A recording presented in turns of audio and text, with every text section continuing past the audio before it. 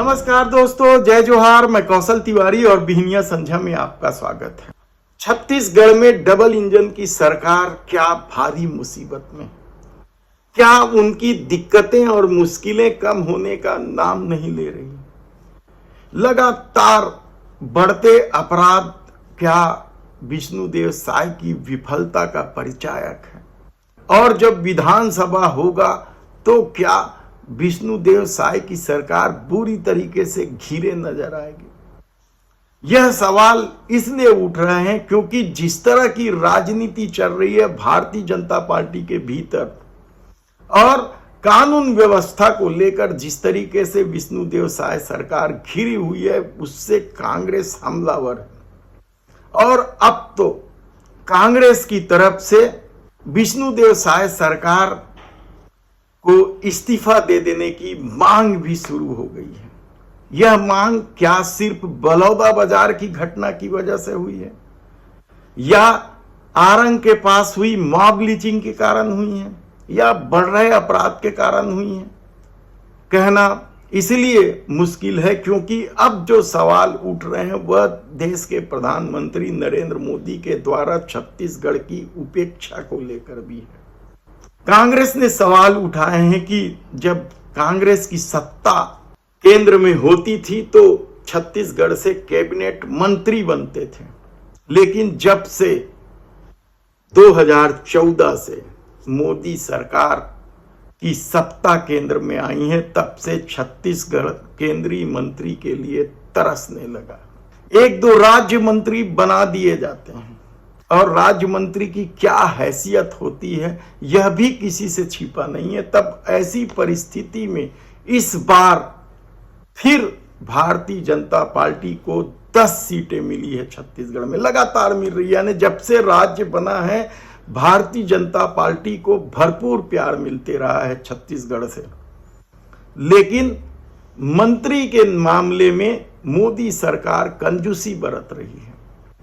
और इस बार तो इसलिए भी लोगों को उम्मीद थी क्योंकि बृजमोहन अग्रवाल जैसे नेता जीत कर गए थे और सबसे ज्यादा वोटों से जीत कर गए थे, और शायद यही वजह है कि उन्हें मंत्री नहीं बनाने की वजह से उनका गुस्सा छलकने लगा है, उनका दर्द बाहर निकलने लगा है और उन्हें मोदी की ताकत जानते बूझते यह कहना पड़ा कि वे तय करेंगे कि वे सांसद से इस्तीफा दें कि विधायक से इस्तीफा दें। उन्हें 18 तारीख तक निर्णय लेना है, लेकिन अब जब छत्तीसगढ़ के नेता प्रतिपक्ष चरणदास महंत ने भी छत्तीसगढ़ की उपेक्षा को लेकर सवाल उठाने शुरू कर दिए हैं, तो चौतरफा भारतीय जनता पार्टी पर हमला हो रही है कि आखिर विष्णुदेव साय सरकार मंत्रियों के लिए दबाव क्यों नहीं बना रही, और दबाव नहीं बना सकती तो उन्हें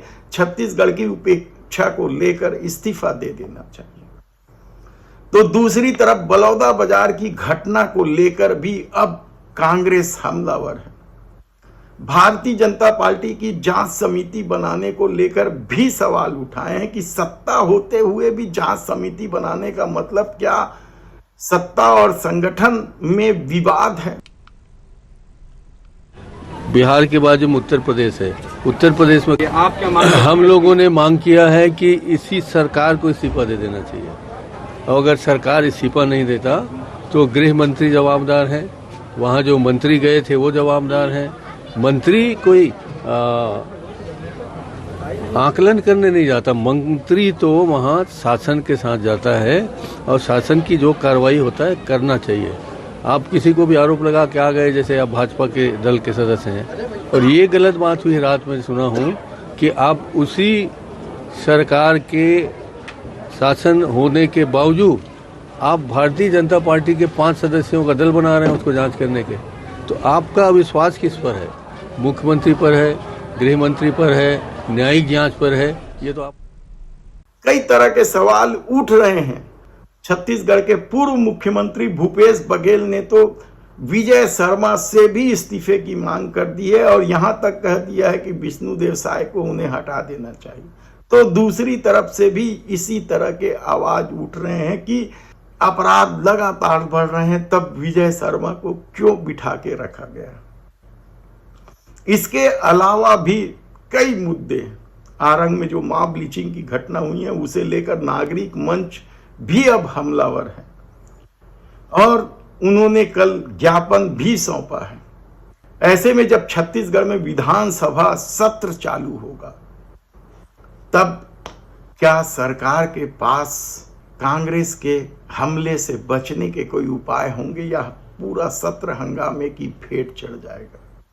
देखना होगा। लेकिन कांग्रेस अब हमलावर हो गई है और भारतीय जनता पार्टी की स्थिति यह है कि वे पार्टी के अंदरूनी झगड़े से लड़े निपटे या मंत्रियों के बीच जो खींचतान हो रही है उससे निपटे या छत्तीसगढ़ की जो उपेक्षा हुई है मोदी मंत्रिमंडल में उसे लेकर कोई बात कहे।